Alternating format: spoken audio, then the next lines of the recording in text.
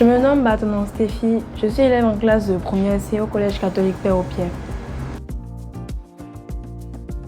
Je lis beaucoup de types de livres. Je lis des magazines, des romans, surtout des romans. Mais mes préférences dans les romans, c'est les romans politiques, c'est ce que je préfère. En 2020, les organisateurs du concours étaient de passage dans notre école. Et c'est à cette occasion que je m'y suis intéressée. Et en réalité, j'ai toujours beaucoup aimé lire et je l'ai toujours beaucoup fait. Donc, j'ai pris ça comme une occasion de bien occuper mes vacances. Et aussi, je participe au concours depuis la première édition. Donc, à la première édition, j'étais deuxième. À la seconde, j'étais 15e. Donc, ça m'a motivée à revenir à la troisième. Et j'ai finalement été deuxième à la troisième édition. Les challenges, c'était que d'arriver à lire un livre en très peu de temps et aussi résumer un livre très volumineux en quelques phrases, c'était pas très facile. C'était pas très difficile pour moi parce que j'ai toujours beaucoup lu, comme je l'ai dit. Mais c'est vrai qu'il y a eu des moments où j'ai eu envie d'abandonner, mais bon. J'ai tenu bon et je suis arrivée, même si j'ai fait des fautes dans les résumés et tout ça. Ça m'a formée.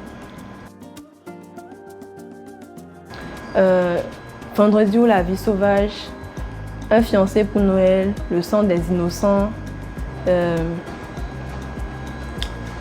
Mortel Adèle qui a une BD. Vous vous souvenez de Paco aussi? Quelques livres dont je me souviens. Celui qui m'a le plus marqué, c'est Vous vous souvenez de Paco, qui est un roman policier. En fait, j'aime beaucoup la manière dont l'histoire a été racontée. Je trouve que c'est très original. Et on découvre au fur et à mesure du livre que le personnage qu'on recherche, qui est Paco, n'est pas une très bonne personne, alors qu'au début du livre, on le décrit vraiment comme une personne parfaite et tout.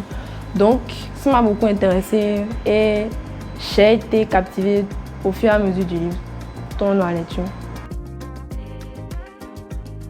Ça m'a permis d'arriver à lire des livres assez volumineux en très peu de temps et aussi arriver à faire des résumés. Et ces capacités me sont sûrement utiles et me sont déjà utiles dans mon parcours scolaire. Je pense que c'est une bonne initiative et ça permettra sûrement aux jeunes de redécouvrir les livres, de développer l'amour de la lecture. Je leur dirais sûrement de lire, mais je leur dirais de commencer par lire des livres qui les intéressent et de ne pas se forcer parce que à l'école, on nous oblige souvent à lire des livres qui ne nous intéressent pas forcément, qu'on trouve ennuyeux et on se dit souvent que oui, voilà, la lecture est ennuyeuse alors que il ne faut pas se forcer et lire des trucs qu'on aime et c'est comme ça qu'on développe l'amour de la lecture.